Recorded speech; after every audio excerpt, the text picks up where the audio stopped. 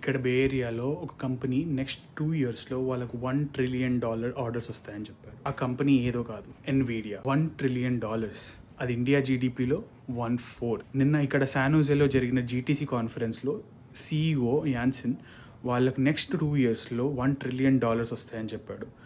అదే last year ఇదే stage పైన తను $500 billion వస్తాయని చెప్పాడు. 1 yearలో డబల్ ద అమౌంట్. ఎందుకు ఇంత డిమాండ్? చాలా సింపుల్గా చెప్తాను. గూగుల్కి కావాలి, మెటాకి కావాలి, ఇన్స్టాగ్రామ్కి కావాలి, మన చాట్ జీపీటీకి కావాలి, క్లౌడ్కి కావాలి, అందరికీ ఎన్విడియా చిప్స్ కావాలి. అందుకే ఈ ఆన్సర్ అంత కాన్ఫిడెంట్గా నెక్స్ట్ 2 yearsలో $1 trillion అని స్పెసిఫై చేశాడు. నా పర్స్పెక్టివ్ ఏంటి అంటే, నెక్స్ట్ ఫ్యూ ఇయర్స్లో జస్ట్ ఒక చిప్ కాకుండా ఒక ఇన్ఫ్రాస్ట్రక్చర్ లాగా అవుతుంది.